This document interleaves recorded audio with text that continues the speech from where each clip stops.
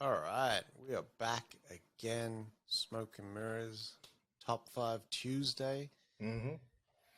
It's This top week. five dead or alive that isn't Star Wars.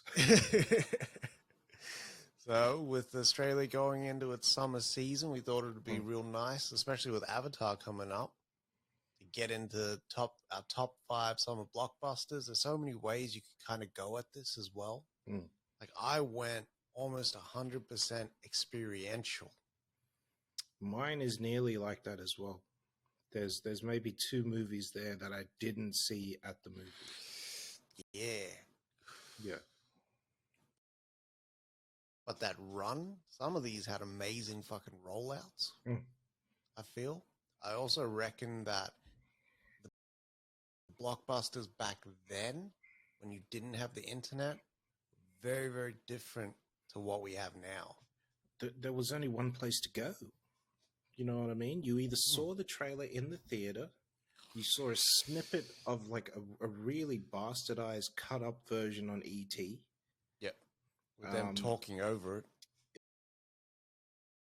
Which was disgusting. I don't know why Yeah. they did that. Or you'd see TV spots on TV and you'd get excited. Mm-hmm. Like I remember watching TV spots, seeing TV spots for Blade when we were watching South Park. Yep. Yeah. Like that's when I saw like Blade really for the first time, Yeah. and that this That's was right. coming. Yeah, and it was Because amazing. yeah, that was. It's fucking insane. The the blockbusters that we get here during summertime aren't the usual ones. We usually get the Boxing Day blowout movie Yeah, that every cunt has to see. And yeah. before we had the selected ticketing like seats and shit like that, it was a fucking mission. It was a mission actually. We couldn't go see that first session of the Lord of the Rings because that bitch lady over at Greater Union in Hurstville fucking said she was holding tickets for her nephews. I would do Fucking the hell. same thing, but still, I know. I felt It slighted. wasn't me. I felt slighted. And I took offense to that.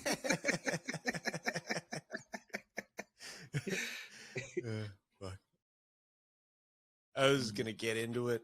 My number 5 is The Mummy Returns. Mm. So the lead up to this one, I remember at one point, The Mummy Returns was my number one fucking movie. If Oues wanted action adventure, The Mummy Returns had it. If I just had to, like, we used to have a tape where we used to tape all the trailers from ET and shit like that. Entertainment Tonight for those not versed in the entertainment world. Not in the know. We used to just go wild. Mm. Fuck. But Mummy Returns, the snippets and shit, we'd watch and be like, fuck, this is the pinnacle. This is like the CGI mountain of gold. And ILM, like, they must have worked those motherfuckers to the bone because almost every shot in this movie had CGI. But yeah, The Mummy Returns, we tracked this shit through, like, we got onto The Mummy late. We didn't even watch The Mummy in the cinema. No, we didn't. Like, we were watching it, like, on the preview tape that we had gotten from a Video Store Connect. Yeah, which is the only way to get movies early back in the day. Yeah. So we checked that out and we were like, fuck, this is mad. Mm. Like, and then we got word Mummy Returns is coming out. And we're like, fuck, Mummy Returns? What could that be? Seeing that first trailer, we were hooked. How is Imhotep going to come back? Hmm.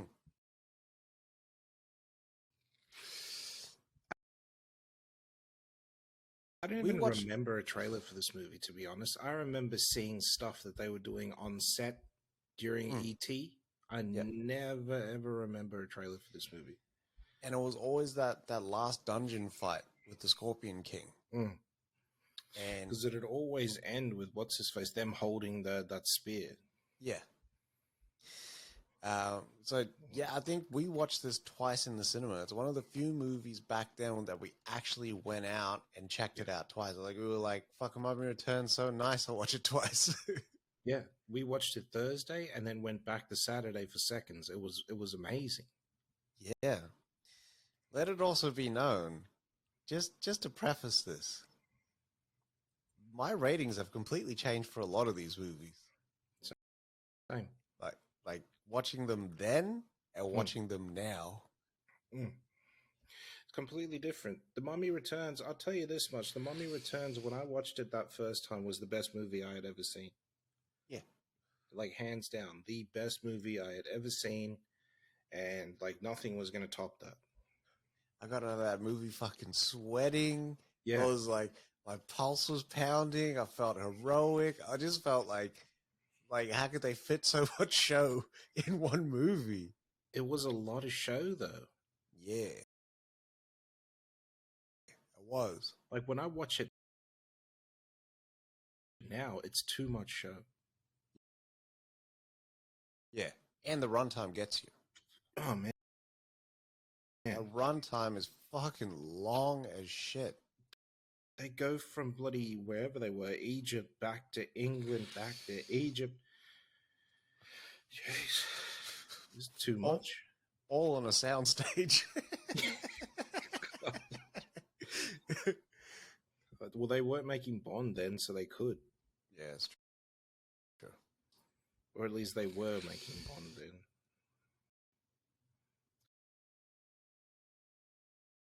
That was the end run of those terrible Bond movies. That was the Brosnans. Mm. But that was like the what's his face times.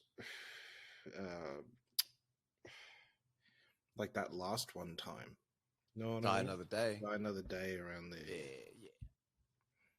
The terrible times. That was a bleak time for Bond.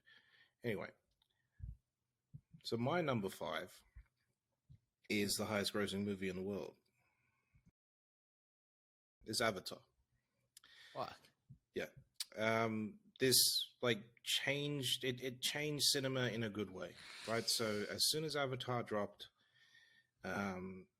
we got 3D back again. 3D was invented in 63, I think, back in the day already.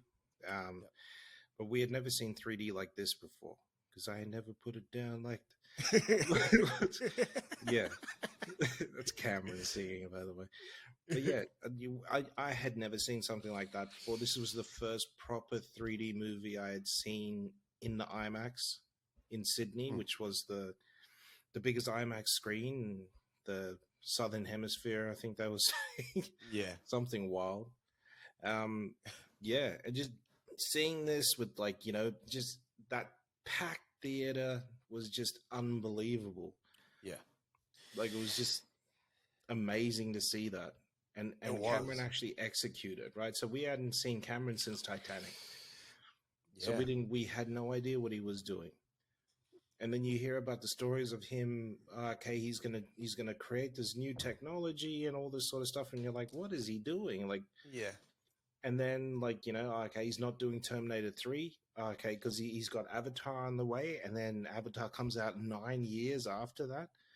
Like, it was just crazy, man. And then he's buying up bloody effects houses in between there, and yeah. We just couldn't track him. But then this drops. I was tracking this from the start. So I remember that very first picture that came out of Jake and Neytiri sitting on that rock. And it was all, what's his face, on that rock. And there was a waterfall and everything. And the water, you could see the droplets of water on them. And looking at it and like someone saying, that's all CG. And me thinking, yeah, just the people. Yeah, just the people are CG. And it's like, no. Everything in that scene is completely digital. And when you think about it that way, like it's amazing. It's amazing to think about what he actually accomplished. Yeah. Cameron made it possible to make the movies that we're seeing now. That's right. And created that whole trend of 3D. Yeah. Yeah. Like every movie was in 3D then. Yeah, if it wasn't shot in 3D, which is, the plan, people don't ever mess around. It was up converted to 3D, which was terrible. Yeah. They lens flared the fuck out of that. Disgusting. Avatar was a fucking beast. The monster. Jesus Christ. You couldn't, like, every session for Avatar was packed, and that was like a month later, and But then another month later. yeah, we had seen Avatar in IMAX. I think we watched it again in normal, like just straight normal, no 3D, and it was packed. Hmm, I think right. we caught it again at the end of its first run as well. Yeah. You know, we effectively ruined the first Avatar for Jules because when it came out on DVD, we watched it so much that she was like, I'm fucking over this movie.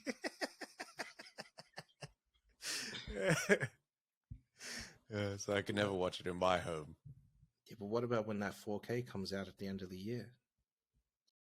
You know, I'm getting that. You know what's coming. Can't wait. Badly. You I'll know, be there for I would buy an old B6 OLED, yeah, because they were the last model to have 3D, but it's OLED, just so I Shit. could watch Avatar. Fuck, that'll be fire. Oh man, All right. strictly 1080p though. That's it. Yeah. But like that's what it was. That 3D Blu-ray was a 1080p. Mm. It'd still be fire. Mm. My number 4 is The Lord of the Rings, The Fellowship of the Ring. Mm. So this was different for me because we got this trailer before the main trailer started coming out. It was almost like this announcement trailer. Yeah. And in that announcement trailer, like there's this part in there where the music fucking flares up and they're walking through the mountain pass. Yeah. Yeah. And it's like this year, Fellowship of the Ring. And then the next year comes up, The Two Towers. And then the next year comes up and it's like Return of the King. Yeah. Yeah. I can't ever find that trailer again. I don't know if it's the Mandela effect. That's definitely out there. I remember that trailer. Yeah. But this blew me away. This, I think, was the first time that I was willing to sit in a theater for this long and repeat viewings. And when we got the pirate copy from from Bali, repeat viewings. Mm-hmm. We were there, all about it. 3 times I watched this movie in the theater. Yeah. This is my most watched Lord of the Rings film. And I think also the strongest, because after this, I didn't like any of the other Lord of the Rings movies on initial viewing. No.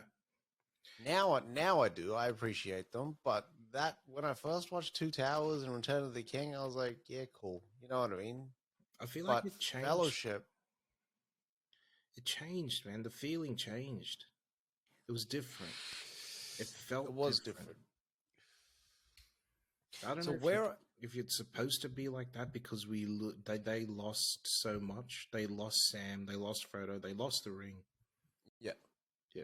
I don't know. I think that feeling of that team together, like the actual fellowship, was the strongest thing in the movie, and the thing that we loved seeing, because when they came up against something, they all had a little something to give. Yeah.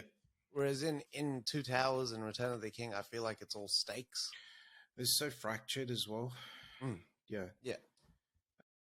What was I going to say? This is for me the first event film. You know what I mean? Where they could have one film that's going to set up all these other events down the road. So I think without this film, there is no MCU. There's no continuation and all that sort of stuff. And yeah. Yeah, this idea of a bigger picture that fits in. Yeah. That you can tell in separate movies. Yeah. Beautiful. It's true. Unbelievably executed by Mr. Jackson. Like, it's just... coming off Frighteners at that point. Yeah. Yeah. Like, Frighteners was the tester, buying that effects house. Correct. He was supposed to direct something fucking massive. And he said, nah, fuck that, I'm going to do Frighteners.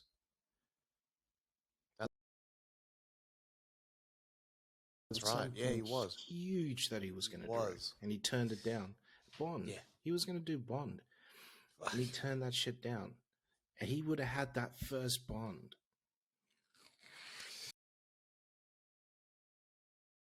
So instead of Martin Campbell coming back, he would have had that first Bond. Because we're talking 97-ish, right? So this is GoldenEye time. Yeah. That's wild. Because if he doesn't make Frighteners, he doesn't make this. No. Why would he? He's got no effects house. It takes him at least like 5 years to create Wetter then. Yeah. And then we don't get as accurate a Gollum as we got. Not at all. Not at all. ILM was not doing what they were doing. He again invented technology so that he could actually do the shit he wanted to do. Yeah. I love that though. Beautiful. So my number 4 is 165 million years in the making. Jurassic Park, man. Yeah. Jurassic Park. It's made for 63 million, grossed over $1 billion. I know. I was surprised at that. They're eating off the first Jurassic Park. Still got JP checks I ain't open yet. This was just amazing. Like, cause I never saw. Did I see a trailer for Jurassic Park? I don't think I ever saw. Did I? Yeah. Fucking oath, we seen that trailer, and we were blown away. We only seen the trailer though the week that we watched it. Yeah, that's true. Actually, that's probably why I don't remember it. I do remember getting a McChicken for the very first time that night. And it was excellent. That McChicken's changed. They switched that bitch right up. Yeah, but that was the first time I had shaker fries as well. El Maco was in town back then. El Maco was back, my friends. I seen someone do a double El Maco. So it's like, because you know how it comes with those 2 small patties. Yeah. They doubled them bitches up. They had like 4 patties on that hoe. Duo Maco. Yeah. But yeah, man. Jurassic Park just hit so different. Like, it was just so different to everything we'd ever seen. I was like, what's his face gonna do with dinosaurs? Spielberg. Yeah. Like, it just doesn't make sense that he would make this movie. It was elusive. I found the marketing, they didn't have to do much. They just showed you that fucking like the main logo. Yeah. That was really it. That was the poster. Just a shot of the water and birds and the island. And then just like cut to Jurassic Park. Yep. All right, cool. Sold. 65 million years in the making. All right, cool. That's all we needed. And then it just came up, written by David Koepp and directed by Steven Spielberg. It's an adaptation of a Michael Crichton book. I think it ends with the shot of the T-Rex. Yeah, but it's a shot of the T-Rex and the foot coming down. The foot coming down, yeah. But those are all animatronic shots. You do not see CG in that trailer unless they show you the brontosauruses, brachiosauruses. They do show you that, but not that close up. You know, when he first sees a dinosaur? Yeah. They don't show you that. They show you the far away. They do move in herds scene. They do, actually. That would have been terrible to see back in the day. That's grainy as fuck now. Yeah. On the best of TVs. Yeah. But the sound is amazing. Yeah. Yeah, man. I came home straight away. And, like, I wasn't drawing dinosaurs and shit like that. I was drawing like the fucking like a waterfall with just Jurassic Park over the top. Yeah. More so, I think, because 10-year-old Rob just wanted the place to be real. Like I always like when they're going through Jurassic Park. I think part of the heartbreak is I would actually try go to this fucking place. As would I. Like I would not go to Disneyland. Like if There's a I place. had to choose, as if I'm not going to go to Jurassic Park. That's right. Yeah. Come on now.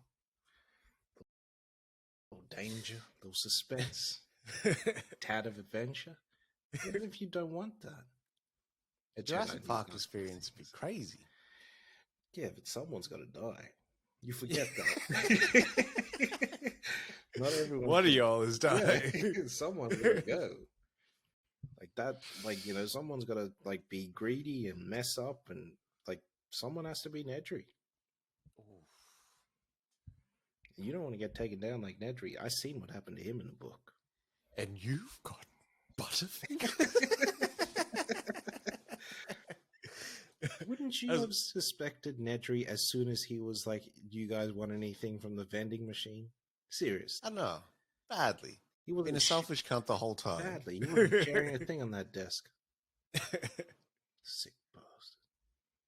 To be honest, I would have fired Nedry long time ago.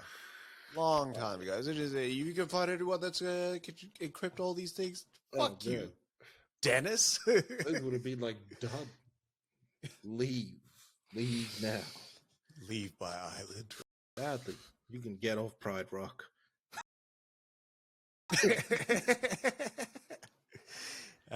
Funny enough, my number 3 also Jurassic Park. Very good.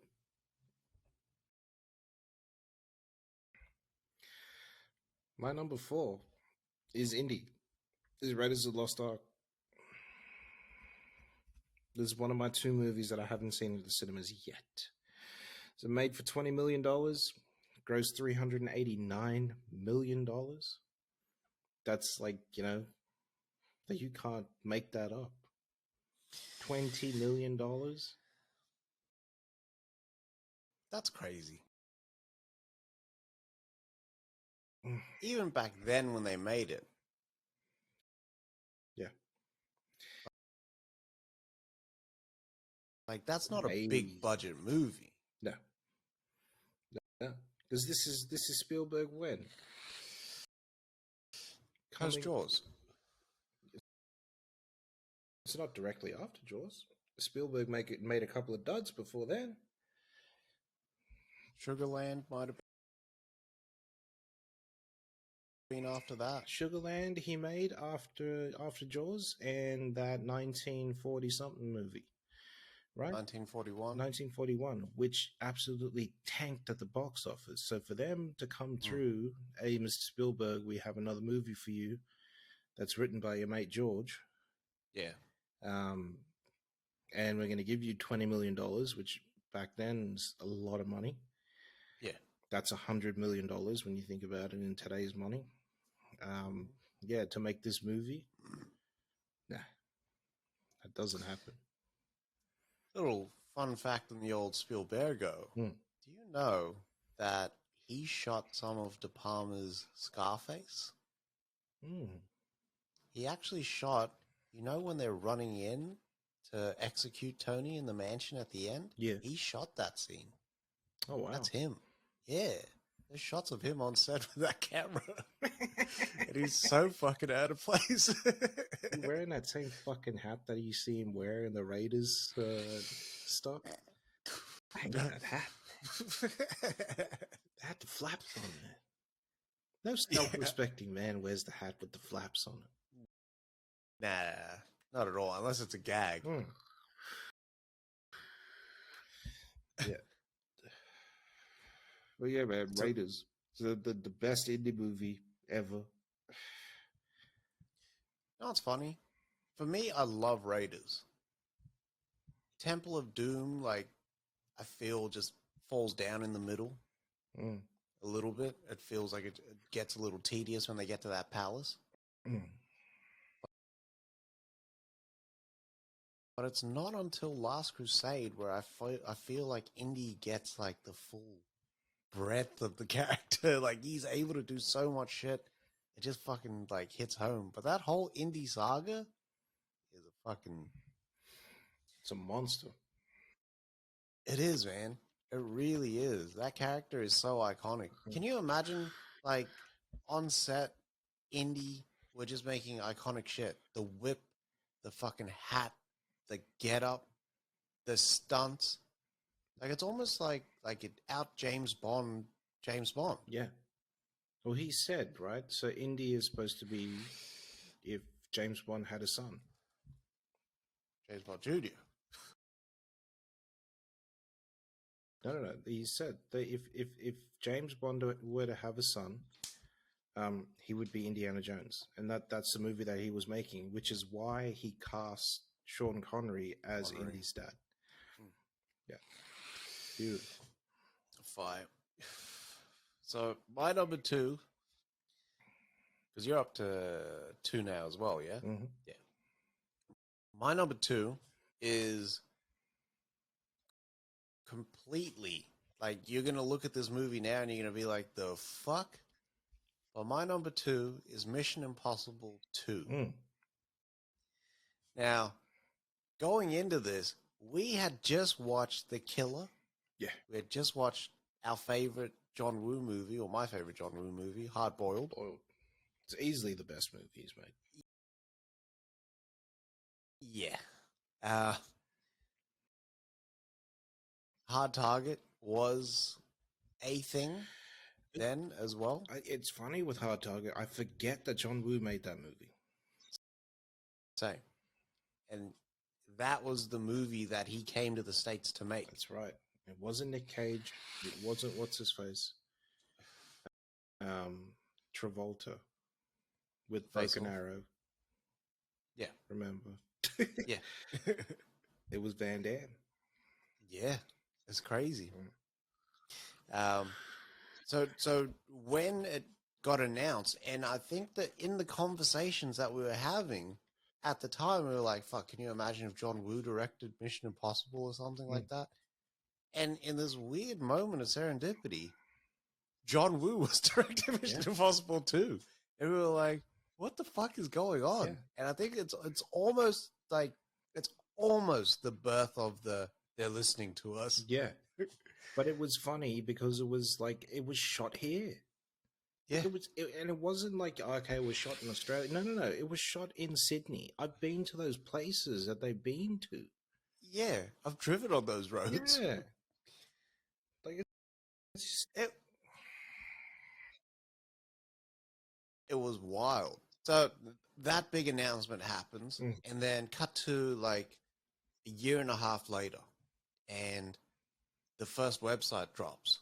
And the promo image is Cruise, long hair through the flames, and the doves reaching for the gun, which I think is the most fire, no pun intended, poster ever. That's for me, that is the best piece of like movie, like for that series, the best poster I've ever seen. Fucking oath. It captured Cruise, captured the series. It also captured Woo perfectly. Yeah. Like Woo was about that shit. Just the way it's framed, so you only see like half of his face. You see more in the way that it's zoomed in as well, so that it's like you see the hand, you see the gun, you see depending on the poster. Because for that home video release, for the DVD release, they got the full shits in there. Yeah. But I agree with you. I always liked that half a face poster. Yeah, because you saw the long hair and everything, and yeah. Who should go back to the long hair? Say, you always like it. Always looked more cinematic. Yeah. But I also find that Bangkok Dangerous tried to steal that same poster feel as well. I don't know what they were thinking with that. Badly. There was like, we'll just shift the perspective.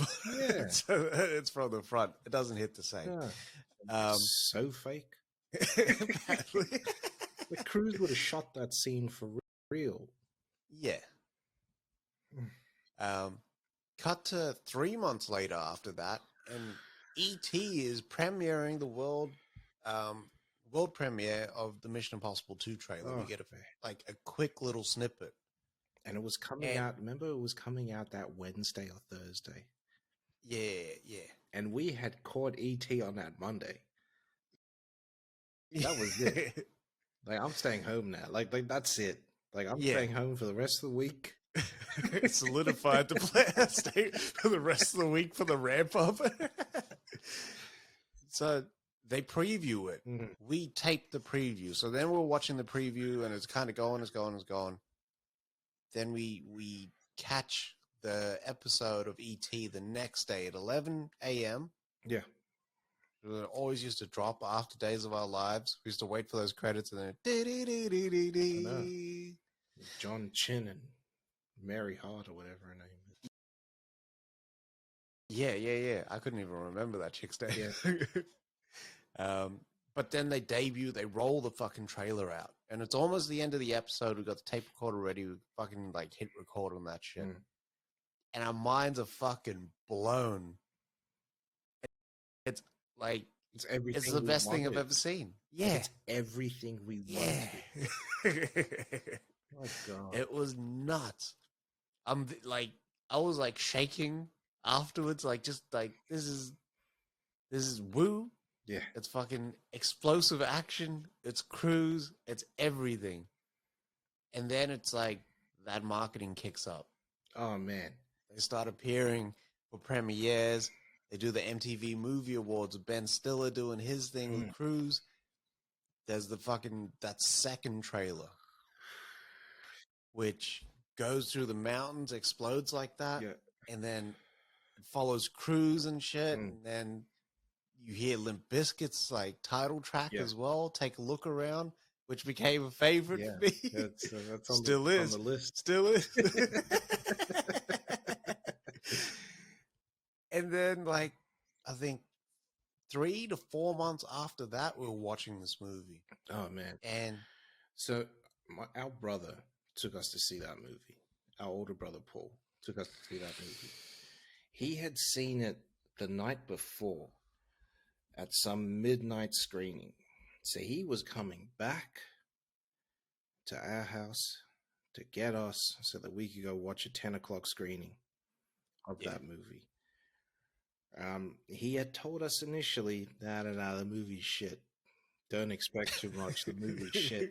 All right, cool. We walk into the cinemas, sit down. What's on the screen? It's Charlie Sheen. So I didn't know Charlie Sheen was in this fucking movie. Is Charlie Sheen in this fucking movie? Fuck. We're in the Arrival. Jump up, run out of the cinema, go to the correct cinema. We didn't miss anything. It was fine. Yeah. It was excellent. And then we just got our minds blown for like the next 2 hours and 8 minutes. Yeah. Like, it took a while for me to, like, feel the fatigue of the movie. It took us years to feel the fatigue of that movie. Because as soon as that movie came out, we watched it at the cinema, and then we got, like, you know, a really, really, really good VHS copy of it. It was a little place called Lasercom. and we watched it every single day until it came out on DVD. And then we got bloody fatigued. Yeah. But we watched it for a good solid 2 weeks. There were times where we watched it. Yeah. And rewound it and watched it the fuck again. Yeah. That is how excellent, like, at the time the movie was. It's sad. It is sad to me that nowadays I can't really watch that one as much. No, I get like that with Fallout now. Oh shit! I watch Fallout 3-4 times a year. Yeah, it's true. Like, it's true. Like, okay, yeah, I'm just gonna throw on Fallout. I won't watch the rest of them. It's just, yeah, I'll just throw on Fallout. Like, I feel like watching that. Yeah. Fuck, what was I gonna say? There's a couple of things in that movie that doesn't, like, go answered. Like, where the fuck where did Anthony Hopkins character end up? He's just like, thank you for completing your mission. And he's out of the series. He just That's died. He died like the rest of the gym felt. Jesus.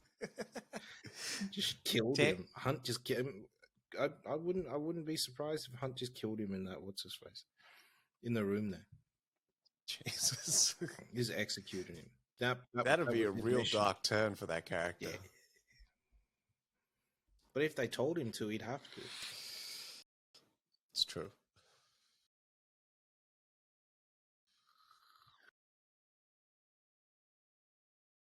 Tandy Newton's character also just disappears. Yeah. Was Hunt's whole thing covering up the Bellerophon outbreak because he effectively groomed, I want to say Dostoevsky, Tchaikovsky, the Russian scientist, yeah, and got him to make it? Yeah. So they had to. That's why the IMF had to take care of that mission, because much like if you think about it, the latest Bond film, he did exactly what Q did. That's true. Or at least the company was doing that, right? Mm. Yeah. Yeah. Hunt's not a good guy. Not such a good guy after all. No, they can't be. They're spies. They operate in that grey. They have to. Ooh. Fucking what a movie. I actually feel like watching Mission Impossible 2. Same. Same. It's a nice little trip down memory lane. I know. It was great. All right. So my number 2 is Batman 89. Oh, shit. Yeah. So this is like close to maybe the first or second movie I can actually remember seeing at the movies. Right? So I saw this with my older brother in the cinemas in South Africa, and it was excellent. Yeah. Like we don't get, like, you know, there in no world do we get the greatest actor in the world to play the Joker. Yeah. Like that doesn't happen now. We have to get those fringe really good actors to play the Joker now, which is weird. It'd be like right now if what's his face just said, who is the greatest actor right now? It'd be like if back in the day Kevin Spacey said I was going to be the Joker. Yeah. Like Kevin Spacey is going to be the Joker? Like that doesn't make sense. He can't do that. Kevin Spacey can't be the Joker. And then he absolutely kills it. And you're like, I told you that Kevin Spacey was going to be. It was, it was the same with what's his face, with Michael Keaton. What's his face said back in the day? Who was it? Kevin Smith was saying back in the day when they announced that he was going to be Batman, because there was no internet, there's no message boards, there's nothing. People were writing letters, taking time out of their day to write letters to Warner Brothers to get him fired off the what's-his-face. And it wasn't just him. They wanted bloody Burton gone as well. Jesus. That's legit hate mail. Yeah. This is crazy. It wouldn't, like, taking time out. I hate writing emails now. I can only imagine what writing a letter is like. Oh man, I wish they just published a book of them, all the hate mail. That'd be awesome, actually. WB, I want 10%. What's his face? But then movie comes out. We see the first image of Batman, like, you know, of Keaton as Batman, full suit, next to the car, and people lose their fucking minds. That was a poster at one stage, and then they released the actual poster, which is just all black with the gold bloody Batman symbol in it. Becomes like, you know, the most stolen object ever, because every boss shelter would just be broken into so people could steal the poster. Then comes to opening weekend. Jack Nicholson tells what's his face, Keaton, I don't stick around for the opening weekends. Believe me, it's going to be giant. I'm gonna fly out somewhere. The movie is like the biggest at the time. It was the biggest opening movie ever, Mm, and like it goes on to be like nearly the highest grossing movie. You know what I mean? It makes $411 million back in the day. fuck, that's big money. Like it was just a monster. Jack Nicholson got a good maybe 30% of that money because he took all his money in the back end, pause, and could have rode out into the sunset if he wanted to. This is true. But he He's didn't. got a nice little nest egg Oh there. man.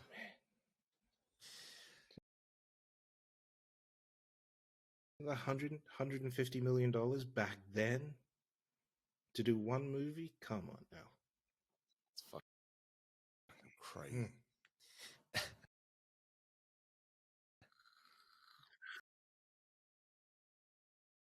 Fucking hell. I don't think they've hit that height of an iconic Batman the way that 89 did. No. Didn't have the staying power. Bruce Wayne, like Keaton as Bruce Hmm. Wayne, like this guy wasn't meant for this role. No. And But Burton's seen something in him. that's why it works. It's the Die Hard effect, Yeah. almost. So he needs the light and the dark, right? So Keaton can do the light really well. He's a comedic actor. Yeah. Essentially, his first few roles are him being. It's only now that he's making serious movies. When you think about it, I mean, Yeah. the Dream Team. He's like crazy, but he's funny, and Yeah. like Multiplicity. Beetlejuice, all these sort of movies. You need that lightness because that lightness is Bruce Wayne, and then when he at night he needs the darkness, and Keaton has that darkness inside of him. You can see it. Yeah, it's the eyes. Yeah. It's the eyes, everything changes. He's the way that he's like everything changes. He shifts his brow down. Everything changes. Yeah, Yeah. And the way he bites his lip. Yeah. Jesus. I almost think that Schumacher thought that was going to be the case with Clooney as well. Yeah. That he could have that duality, but Clooney just didn't have the darkness in him. No. He was still fucking like Bruce Wayne in the Batsuit. Yeah, he couldn't get the dual roles. Like you sign on to Batman to play two roles. That's why like Pattinson is like I wish his Bruce Wayne was different. Because his Bruce Wayne shouldn't be so brooding and angry all the time. Yeah. He needs to be like everyone could see that he's Batman then, right? That's it. Yeah. Like, I'm too busy for this shit. Yeah. And then, like, roll out to something else. Yeah. I'll go walk in the city. We'll see. Hopefully, in the Batman, we get the Playboy Batman or the Playboy Bruce, which would just be fire with his ginger ale. All right. That was actually fire. Let's get into our honorable and dishonorable mentions. I've got a few honorables, but only one dishonorable. Do you want to kick it off? So my only honorable mention is TDK. So I mean, we saw this movie in a advanced screening on the Wednesday. We had tickets on the Thursday already booked. Got to pick my seats for IMAX, so I got to see TDK in IMAX. 2 days later, or maybe the Sunday, I was watching this movie again in like a normal shitty theater and enjoying it. Like I absolutely loved it. This was my favorite movie for that year until God knows how long. Yeah. Gross. TDK was fucking crazy. It just ripped a hole in everything. Yeah. It was okay. You're getting Bale back, who we loved from like the first Batman Begins. There's a new cat, not new, because he'd been around the block. But Heath Ledger throwing his hat in the ring, playing an iconic character that Jack Nicholson had murdered. Cesar Romero was iconic for it as well. What was he going to bring? And the death that surrounded the movie as well just created an atmosphere that was like it was something else. And then the shootings came out and all that. It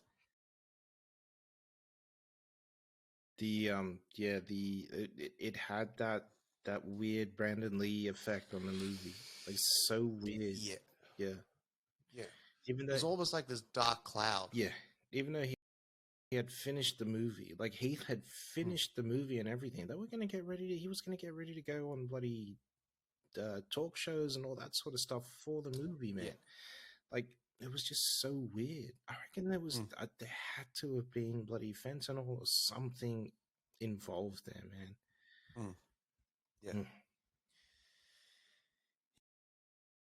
Yeah. It wasn't what you wanted to hear at that time. No.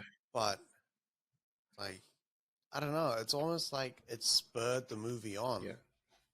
Like we watched it and then you realize how fucking great Heath Ledger is as an actor. Like the layers that he brought to that character makes it his movie. Yeah. Even though he's almost Hannibal Lecter, where he's only got like 20 minutes of screen time. 20, 30 minutes, yeah, out of a 2.5 hour movie is nothing. I mean, he Mahershala that shit. Yeah. Like, it's amazing. But he is just that good in that movie. Like, he steals every scene. He's in a scene where there's Michael J. White and what's-his-face, what's-her-face's brother?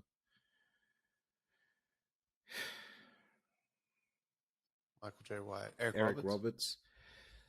And all those other like big players murders that scene. He's in a scene where it's bloody Bale and Gary Oldman, which, you know, could be argued to be the best actor in the world. And he murders that scene as well. Yeah. Like, he's just amazing. Absolutely amazing. I just hate that we don't see it. I mean, we see the ripple effect of what happened because of Heath's death. That's right. You know what I mean? Like, we don't, like, he was supposed to feature heavily in TDKR with Bane. So I don't know how that changes it. I don't know, like, what they would have done, but yeah. Yeah. Yeah. Fuck. All right. So my honorable mentions. I've got Top Gun Maverick on there. After waiting so fucking long for it, hearing about the screenings and whatnot, came out, and to this day still blows me away. Again, I've watched it like maybe 4 times now, and each time it doesn't get old. It hasn't lost it doesn't like lose its luster. Dark Knight is also on my list. Avatar's on my list. The Avengers, the first Avengers. I was going to put that on there.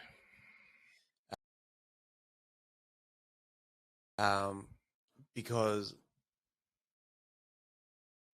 that run that we had, Iron Man 1, Iron Man 2, Thor, and then Cap, and then the ending of Cap being the intro for the Avengers, it was something else. I saw some guy like breaking down Phase 1, and he was like, he went through every single movie, and they were like, you know, okay, after that first Captain America, after that first Iron Man, we got to remember to stay in the theater.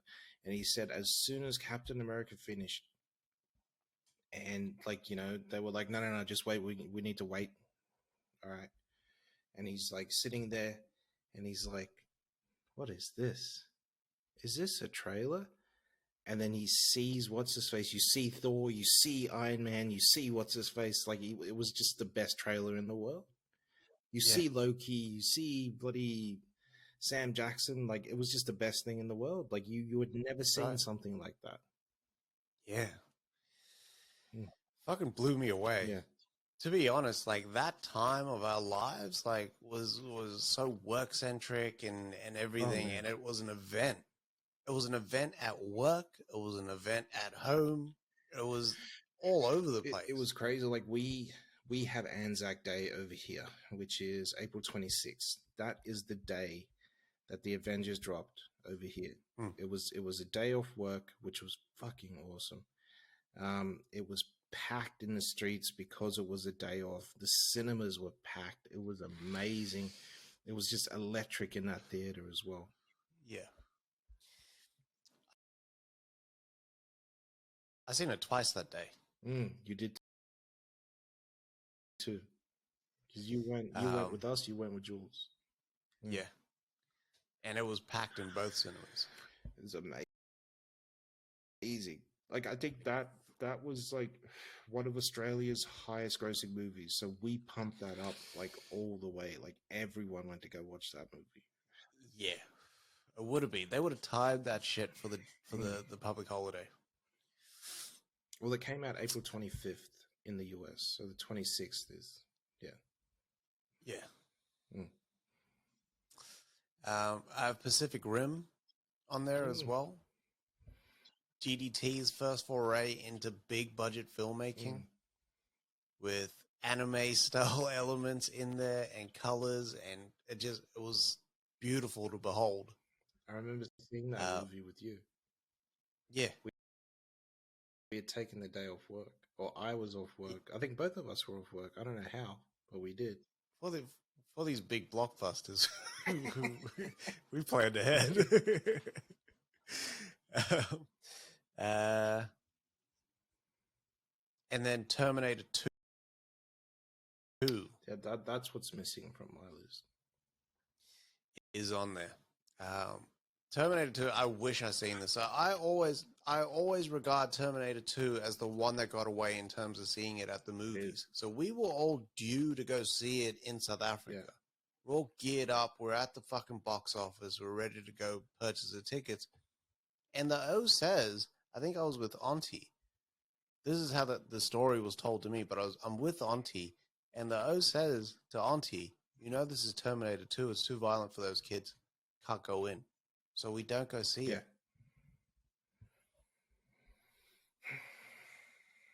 Which fucking kills me because we back home. Because the next year, we're watching Aliens. Exactly. We're watching Predator. the next year I'm watching it. I'm watching it Yeah. like the tape That's in it. '92.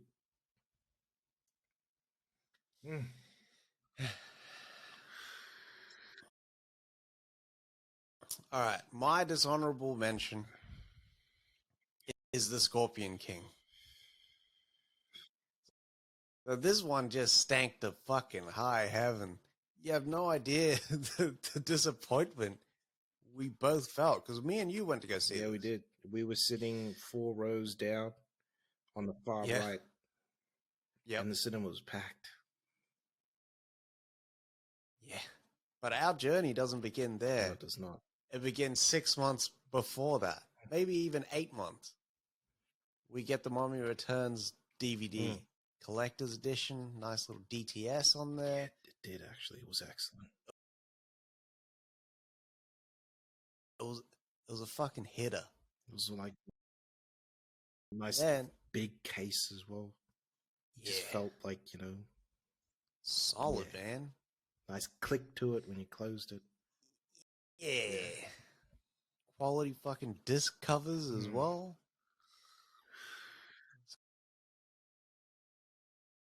So we chuck it on, we're checking out the special features, and then we're like, we even disregarded it at first, but there's this thing, the Scorpion King preview, and we're like, the Scorpion King? This is like another visual effects making of fucking EPK, all that bullshit. But we check it out, and it's a trailer for the Scorpion King. The amount of Codan vibes that came out of this was fucking crazy. Like, from that preview, it went from, I don't know what the fuck Scorpion King is, except for In the Mummy Returns, to I need to see this fucking movie now. It's gonna be just like Conan. Yeah. That was literally the thing. It's gonna be just like Conan. And I don't know if it's confirmed or not, but we thought it was going to be R-rated. Yeah. We were like, he's got a sword. He's fucking taking out guys. You know what I mean? The Shooting Rock people looks with spectacular. arrows. Yeah. So then 10 months later, we roll into that cinema. We're sitting 4 rows down on the right. Fucking movie opens up. It's all right. Chick's getting held hostage. The Rock makes his appearance slowly. And then he's pushing a fucking boulder up the hill. Yeah. And as the boulder goes up, I'm like, how big is this? Like, this shit looks comical. It's not fitting the tone. That was so... Even if it was Conan, he hasn't earned the fucking right to push the boulder up the hill just yet. And then he pushed, like, the boulder goes down, rolls over, goes through the fucking hut. He makes his entrance, and he starts shooting arrows. And then the O's almost have like the zoing fucking sign. That's how it plays in my mind, where they start flipping out windows and shit because of the force. I heard the sound. It was disgusting. I've never wanted to walk out of a movie more. That's the only time. And that's 15 minutes in.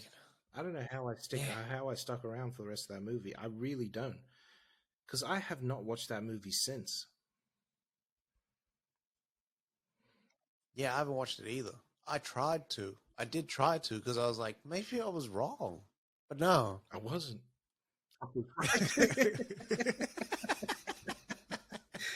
If I ever get to sit down with The Rock, I'm going to ask him. Like, straight up. What happened? Yeah.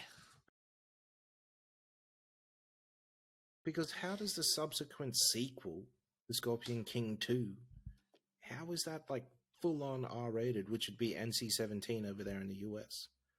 Like, how? Yeah. I don't get it.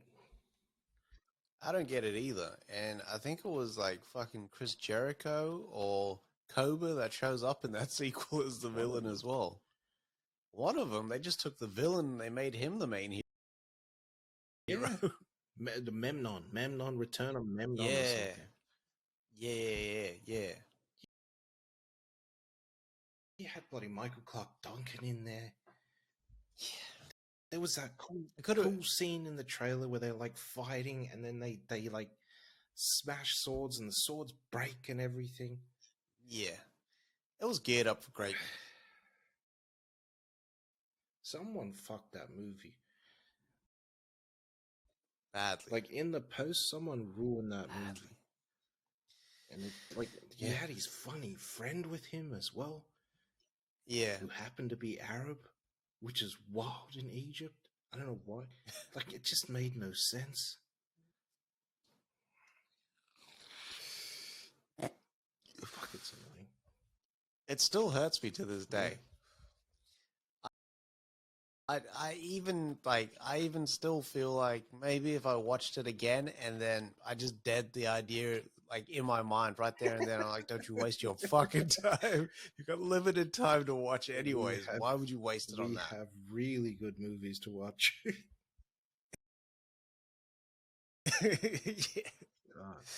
Yeah. And that's it. So my dishonorable mention is Batman Forever.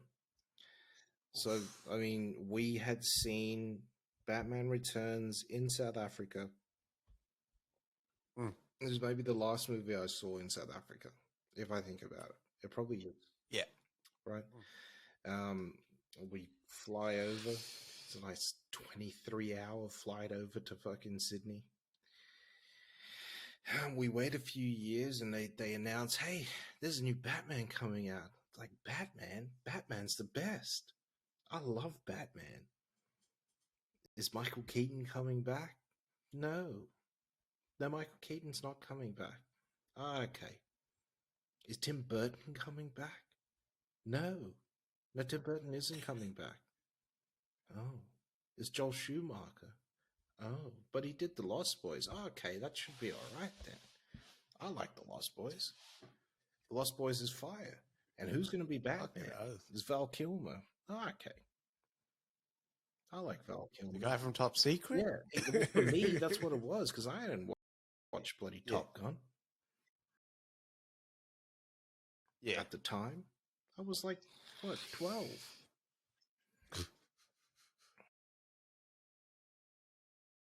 Nah. And then we watch it and it's just different. So it takes part in the same world, but it's different. Yeah. Like it never ever made sense to me, that movie. Not ever. Like you can draw on the fact that he fought the Joker and all that sort of stuff, all that. Yeah. But it's just different. It feels different. Batman moves different. The start of the movie was great. Yeah. Almost low tech Yeah, in its approach. yeah. Yeah. It was unbelievable. And then he took that bloody dude's hearing aid out of his ear and it made the sound, and I knew what movie I was going to watch there. I was like, no. This is Adam West Batman. Why would you go back to Adam West Batman? I literally just saw Batman strap a bomb to someone's chest and throw him down a well. Like, Yeah. I saw him bloody spook the penguin so that he fell down, like, this 3-story bloody thing into the water. Yeah. And he was bleeding black blood. Like, how do we do that, man? How do we, like, it was the biggest step back. Yeah. It really was. Like, to go from the gothic architecture, tone, even the music, to then was horrible. They it didn't even match the anime.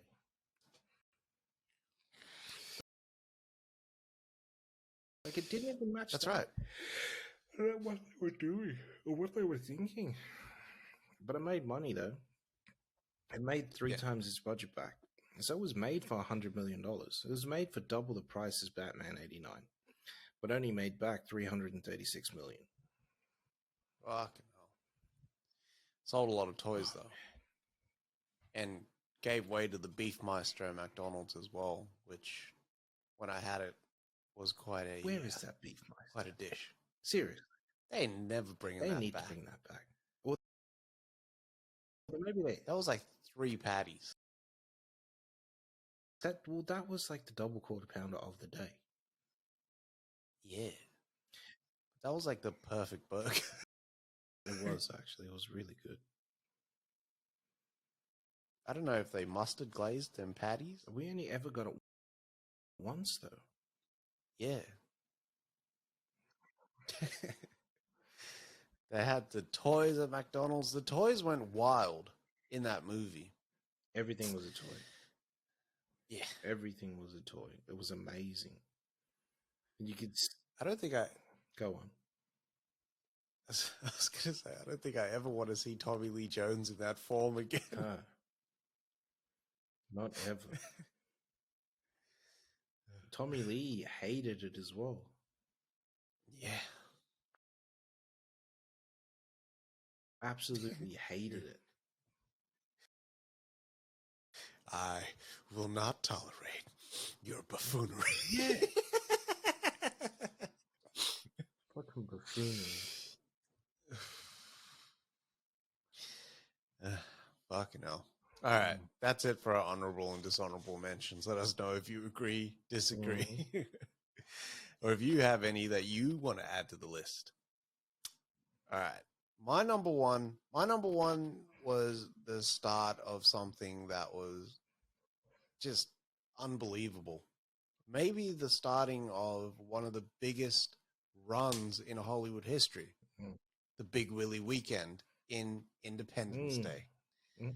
So, again, I remember tracking this on ET and seeing very, few images, but impactful with iconic buildings and places just being blown up. Then they dropped the trailer, and the trailer showed you, the jet chase with the alien spacecraft behind Will Smith. It was really like this Will Smith showcase. Didn't show you the aliens, though. little Not at snippets all. of the exoskeleton and shit like that, but nothing Not like even. I don't remember seeing one until the movie came out. yeah. That's the time when it sunk in for me. But in the trailer, they actually show you them shooting the exoskeleton, but from From behind. behind, yeah. You don't see it from the front. I remember the toys and then going, "Oh shit, is that what the aliens are going to look like?" You see more Yeah. of the tentacles and the steam and Yeah. shit. Um, this was for me in terms of a blockbuster. This was total immersion. Oh man. Like, like if you go back to when Independence Day came out, there was no internet. Yeah. So This is like that, 1996, my friends. yeah. So that marketing is out the window. You can't saturate the world like that. So what they had to do was get real fucking Mm. creative. So I remember the TV spots hit, and it was in 6 days. They did the 7-day countdown Dude. until this fucking movie came out, and every day you were hit Yeah. by it because it haunted you on the TV. You got that. Then the Sunday Telegraph came out the weekend Mm. before, and on the movie section, which was always a fire fucking section, I kind of miss papers just for Right. that. But in that movie section was the harbor bridge with the iconic clouds and the alien mothership or the alien ship coming through Yeah. it. So it's almost like the alien invasion is happening here. They It's happening they took now. out full page ads that Yeah. said like strange objects coming off found near the moon or something like that. Yeah. Mm. They had a full hour TV show broadcast as if they were going through the invasion. It was amazing. Yeah. Yeah. So it had all the interference and all that sort of stuff. It had all that. And interviews with Captain Hiller Yeah. as well. Like Will Smith in character doing interviews for this, the president doing interviews, Jeff Goldblum's character, Mm. Dave, doing the interviews there. It was a different kind of marketing, and I'd never seen anything like that. And it made for me, I was like, I need to be there to see it. I don't care how I see it. I need to be there opening day or opening Mm. weekend, but it needs to fucking happen. Mm. And when I watched it, again, it blew me right through the fucking seats. Oh man. It was amazing. This was early CG. So you're getting the jet chase through that. Like the amount of miniatures and bigatures going on, and you're wondering how the fuck did they do that? People running rampant through the fucking streets, and the fireballs are chasing them and shit. Like we didn't have a movie like that. Seeing them destroy that White House, seeing them destroy the what's his face, the Chrysler Building as well. I think it is. Yeah. It was amazing. It was destruction on another level. We had never had a Roland Emmerich like that. And yeah, we had movies like Poseidon and Towering Inferno and shit. We never watched those. Yeah, but that was localized. You know what I mean? And yeah. the approach to this was, yeah, this is happening in the US, but this is happening all over the world. It's a global strike. Yeah. Yeah. It was amazing. It almost brought us all together. Yeah. It's weird, but it did. And they Watchmen'd us for a week.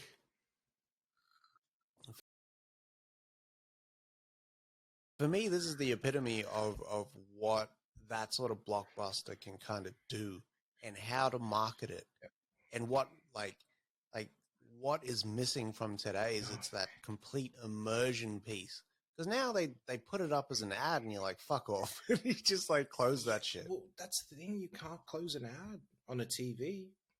You can change the channel, but you probably run into that same trailer on the other channel. That's it. It's the four-pronged sort of marketing You know what I mean? So you got TV, you got radio. Um, they had internet back then.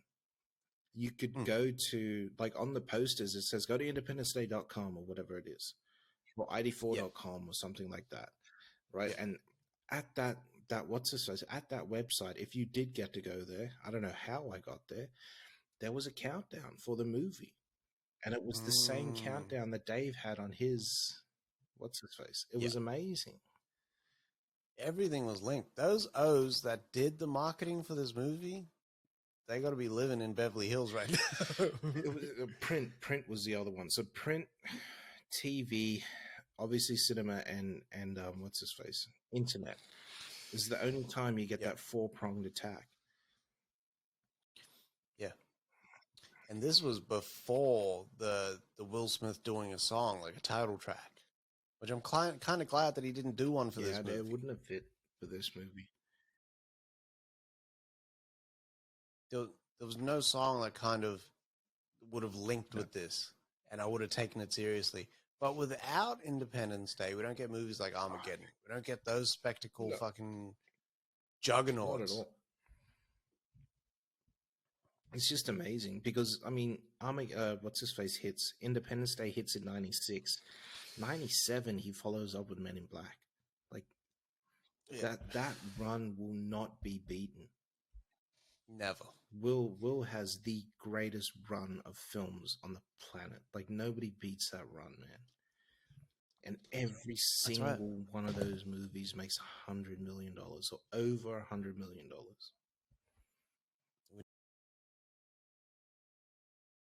Which then makes him the most bankable star in the world, in history, in film history. It's amazing. Like, if you're I think, like, if you're wondering why everyone was so shocked that Will Smith slapped the shit out of Chris Rock, it's because the man, like, he never had room for that sort of shit. Know what I mean? I hate to say, he's a god. He's a god when it comes to this movie stuff. You wouldn't expect it from him. So out of character. And in saying that, we do have Emancipation coming up this Friday as well. Same. I'll be there. I'll be watching that shit. Will's it doesn't feel like he's been away for so long, but it feels like he's been away for so long. Like, because last year we had King Richard around this time, right? So I watched the shit out of King Richard. I watched King Richard twice already. I like that movie. Same. What's his face? But yeah, it just his presence, like, on the internet, him being gone, you can feel it. Like, it's just weird, man. Like, him coming back, like, he had an interview just recently with Trevor Noah. Yeah. That was really, really good. I gotta check that shit out. Yeah, check it out. It's awesome. But yeah. So my number one is, like, you know, the reason why we have Summer Blockbusters is Jaws. Oh, shit. Jaws came through, made on a $9 million budget. It was supposed to be $3 million. Spielberg chose it because there was 4 letters in the bloody name. Didn't read the script. Chose it. Yep, I'll do that. It's 4 letters in the name. Jaws. Duel had 4 letters. It'd be awesome to follow it up with that with 4 letters as well. That was the thinking. All right, cool, go. Gets the script, starts reading it, figures out he is the only probably the only person on the planet that could make this movie, and make it look real, and make it feel suspenseful, and he does it. Like, Jaws hits in the summer. God knows why. Like, people go see the movie. They stop going to the beach.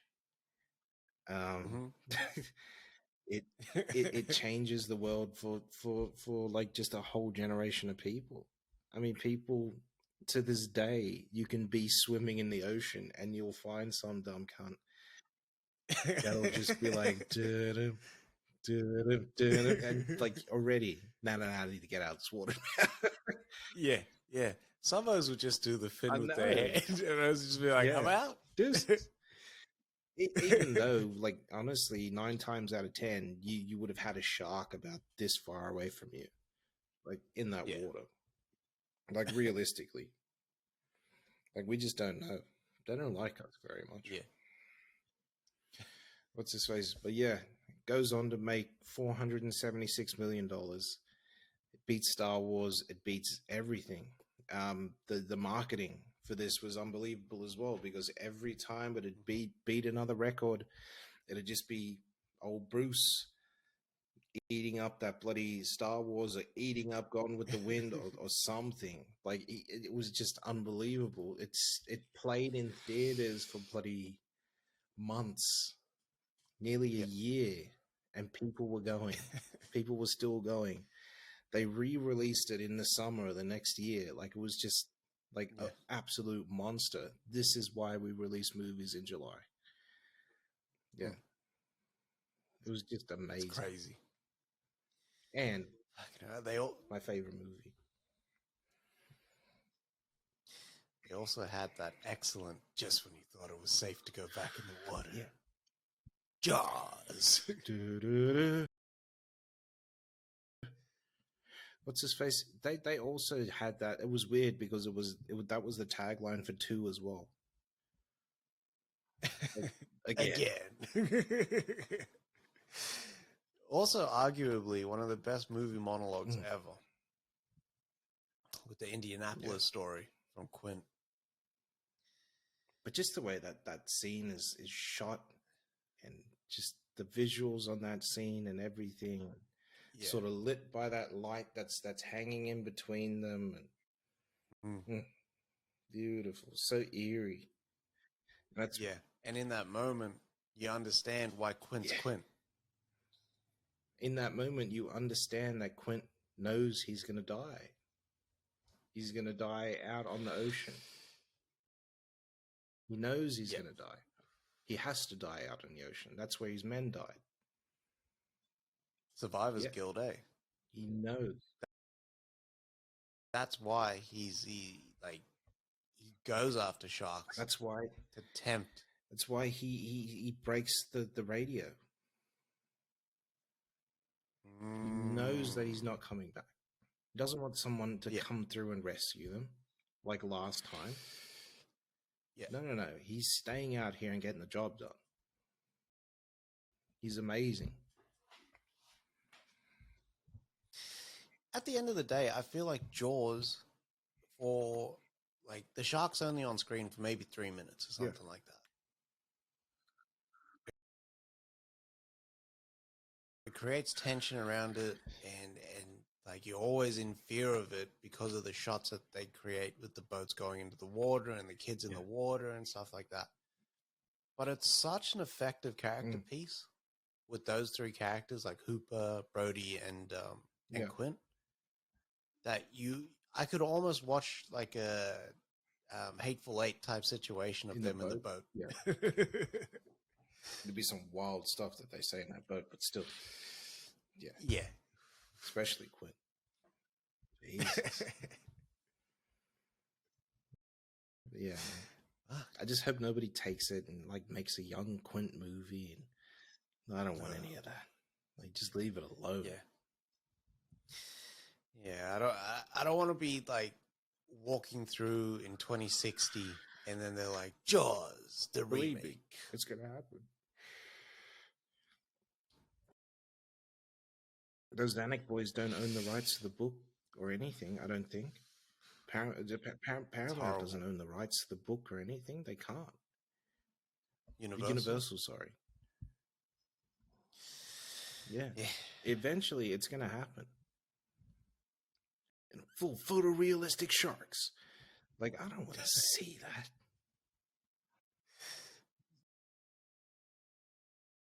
The fact that we don't see the shark, that's why movies like The Shallows aren't as scary as Jaws.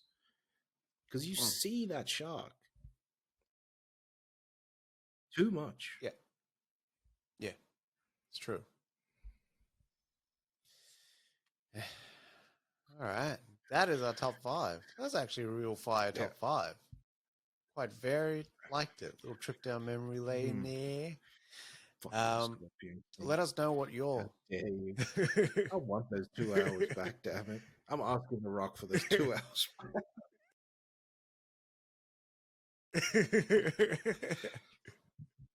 That just injects you with some of his Oh, blood. Jesus. There you are.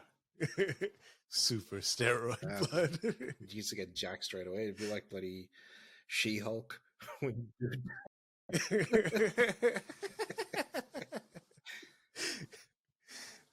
If you come back, Tank, and talking about your agency and shit like that, Oz is out. I'm out. You know what's weird is that it's almost like, you know, like an analogy for like the whole AIDS thing. You know what I mean? When you think about it, Yeah. it can only be like, you know, infected blood to blood. Like, really? Like, this is what we're doing now? Yeah. But you know what was cuck? They gave up on.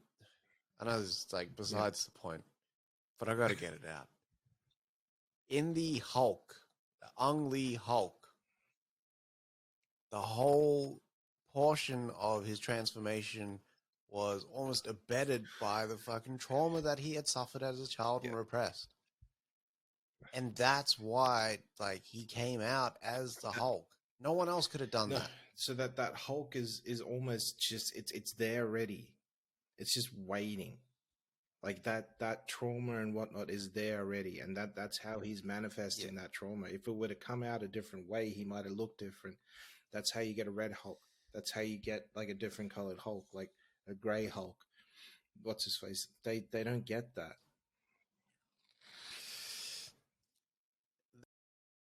That's going to be an episode. That's going to be a top 5. Top 5 times studios fucked up.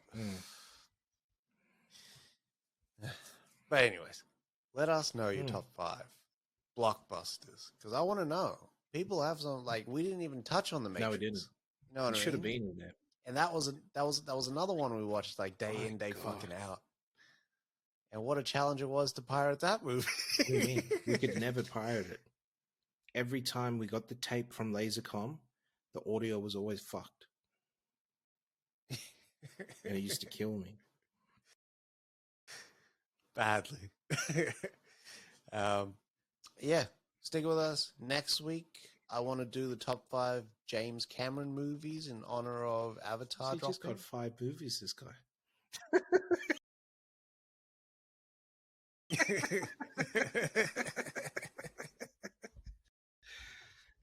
Everyone knows what his really number one's going to be. Yeah, that's true. And it's T2, mind you. So, like... Well, that's the caveat then. But you can't say T2. Jesus. Some motherfucker's ending up with Piranha on his list. I have to go watch the movie first. But yeah, we will catch you on Sunday, because this Thursday we'll be at a screening for the Banshees of Inisherin, thanks to 20th Century Studios. Hopefully they come through with the Avatar screening also. If not, I'm buying tickets Thursday. Badly. I will see it. But yeah, love yourself, love movies. Cheerio.